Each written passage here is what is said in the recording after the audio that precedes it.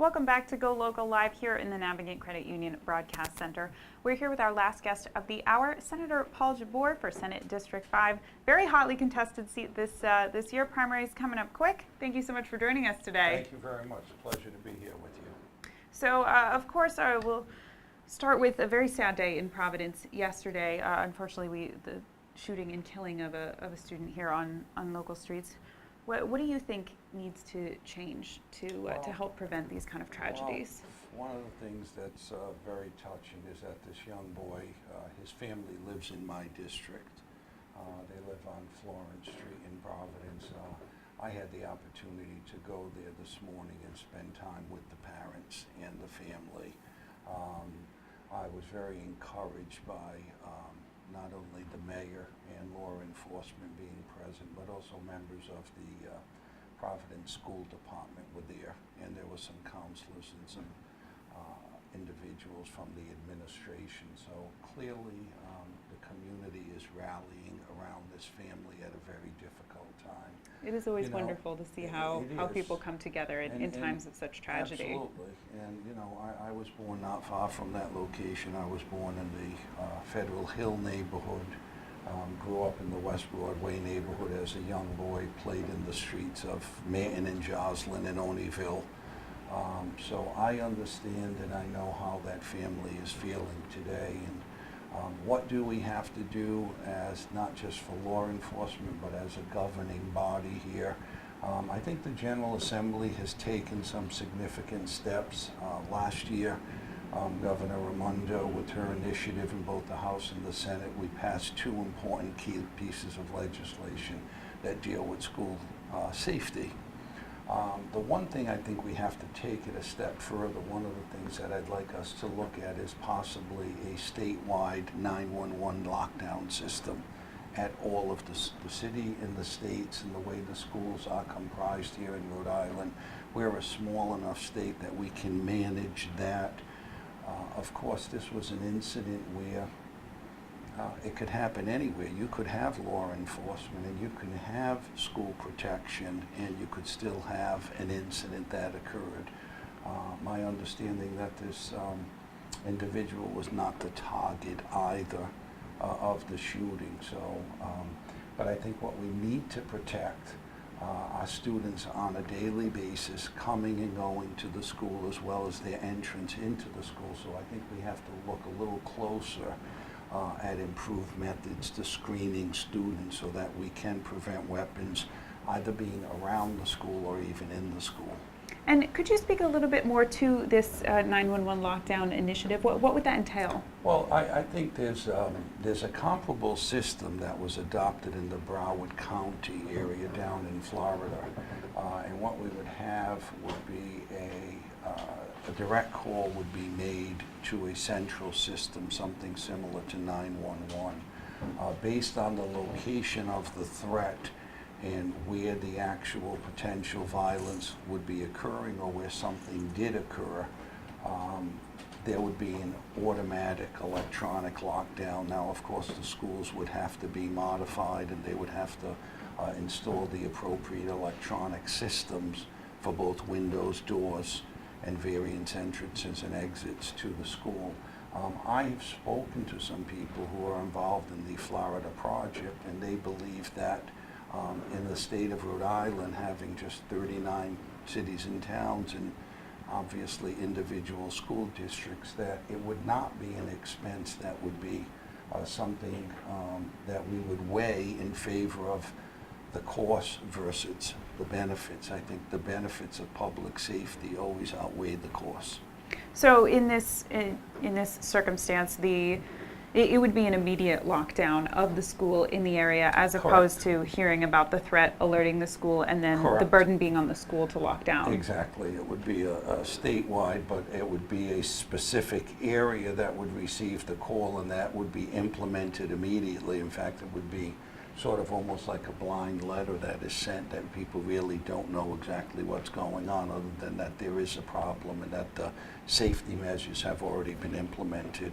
So I think that's something for us to consider given the size of our state, and obviously our children deserve a safe environment. We've addressed that now, hopefully, with the referendum now for the expending of some $250 million to renovate our schools.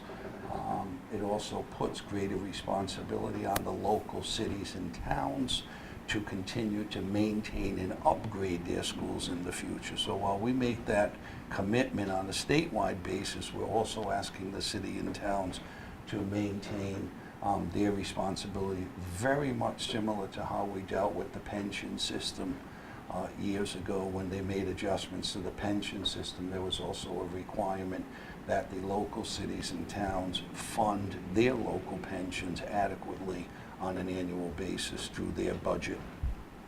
And so in the last year, Rhode Island has passed some what many groups are calling common sense gun laws, including the ban of bump stocks, taking away guns from red flag users. We discussed that. I think I discussed that earlier. We also addressed the issue of domestic abusers and the taking of those guns and putting some adequate protection in for both sides, a due process, an adequate hearing notice, and then an actual full hearing as to whether or not an individual should even have the opportunity to have that gun returned to he or she. So in this issue, this specific incident, was this a gun issue? Do you think we need stronger gun laws, or is this a different issue? Of course, now many activist groups are saying this is another issue. We need to get guns off the streets. Do we need stronger gun laws here in Rhode Island? Well, anytime there are guns on the street that do not belong, that end up in the hands of people that are irresponsible, there will always be a call for stricter laws. And I would say we could have a strict law on the books, and a young individual such as what happened here, he or she will get their hands on a gun no matter what. Violence is determined to proceed, and when an individual wants to get his or her hand on a gun, they will do that. Education of the young people in the state of Rhode Island and understanding why we should not get involved in violence and crime, and spending time in our community centers and in our churches and in our homes and where people talk about social issues. That's where I think we're going to really nip at the bud the issue of violence. We can legislate a lot of things. I've learned over the years that legislation should not be just reactionary.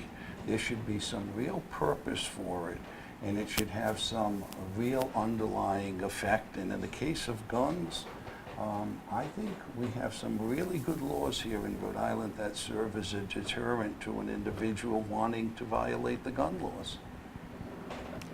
Definitely a really sad day for Providence. Absolutely. Hopefully measures will be taken to prevent this in the future. Like I said, I think the measures that you can look at would be improve security around the schools. That's certainly one area that I think we have to look at. Mm-hmm. I think we have to look at within the school what type of supervision is being conducted.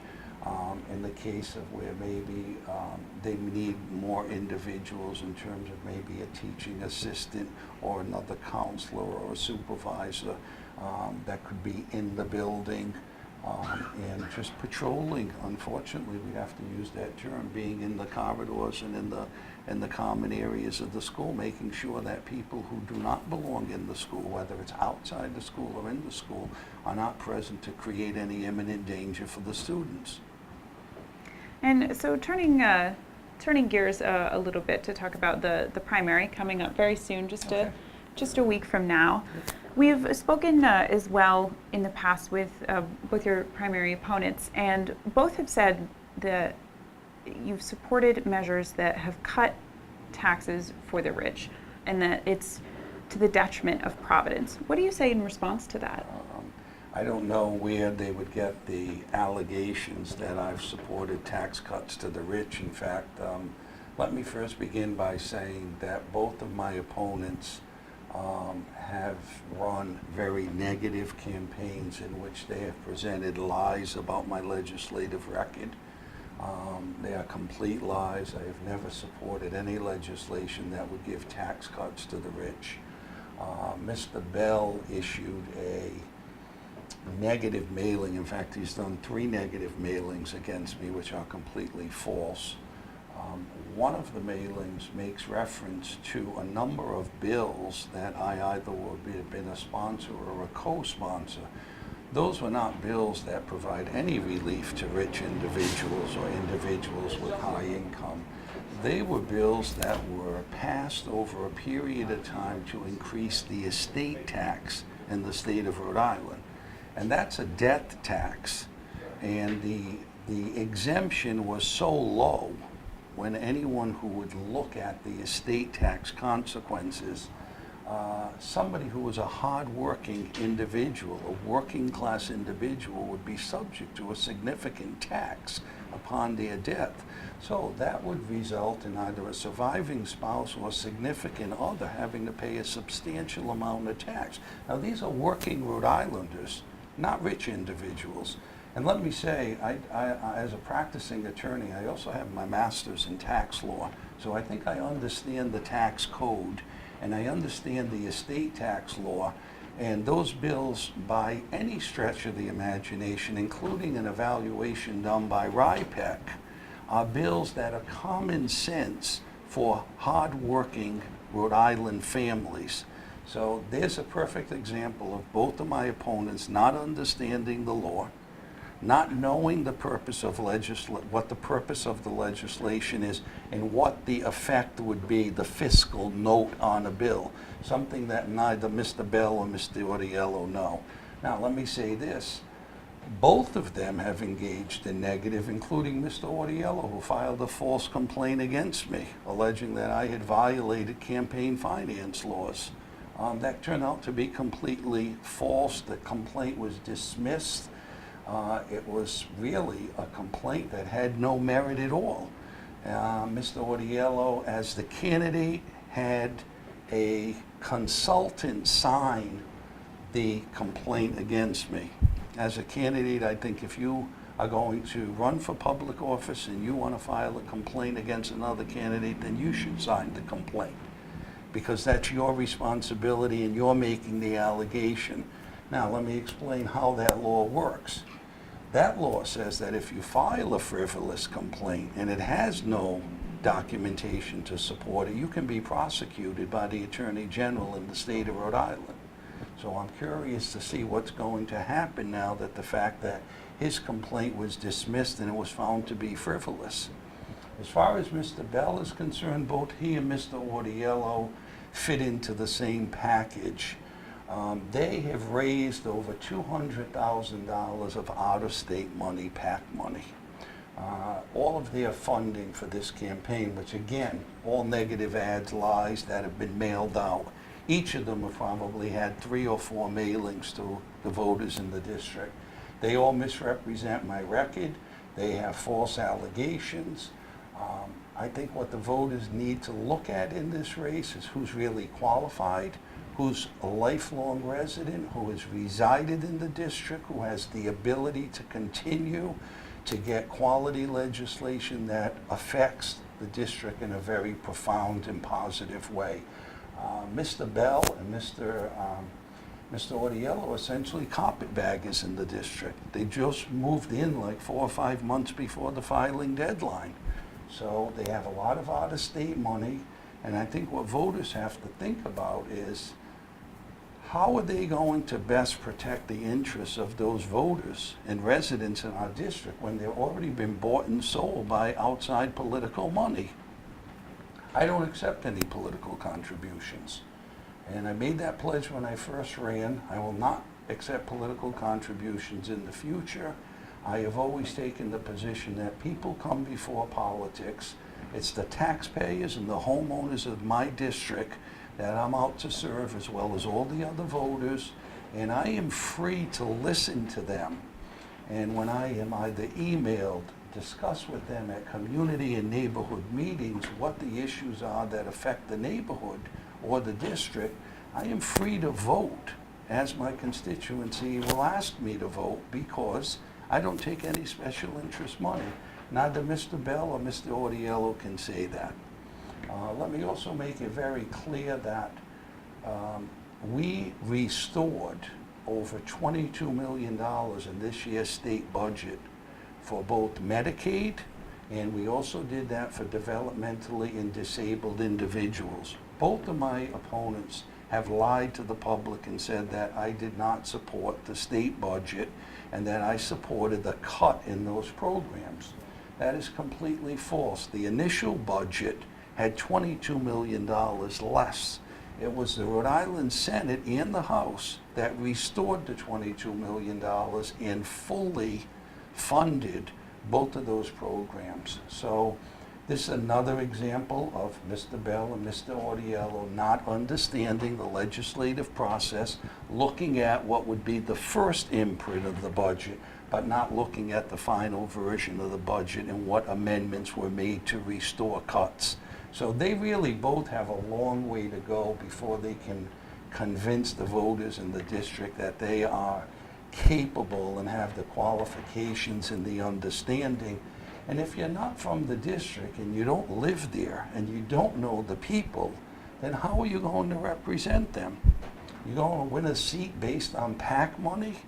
I don't think the voters are that stupid. And I think we have very intelligent voters in Senate District 5, and I think the results on September 12th will show that. We will see. It's coming up soon, just a few days away. Sure to be a hotly contested debate here in Providence. Perhaps not quite as hot as it is outside today. Definitely a hot one. I enjoyed the heat. I've been through the district, knocking door to door, and for those who are watching, they've seen me. One of my trademark is to maintain my suit, keep that on with the tie, and knock on the door and present myself as a respectful candidate to the electorate. And I enjoy doing that. This is a place where I grew up, I live, it's my home, I am not going anywhere. And the voters know that, and they know that they get a dependable and a balanced candidate when they vote for Paul Jabour for re-election for Senate. Well, thank you so much for taking the time to join us today. We really do appreciate it. Lots of very important topics on the docket for today. We do appreciate you being with us today. Thank you so much for having me, and thank you for GoLocal for providing the opportunity to speak to my constituents. Of course. And be sure to stay tuned. Chelsea's up in just a few minutes at 4 o'clock. That does it for us here in the 3 o'clock hour here in the Navigant Credit Union Broadcast Center. But be sure to tune in at 4. For now, I'm your GoLocal Live host, Rachel Nunes.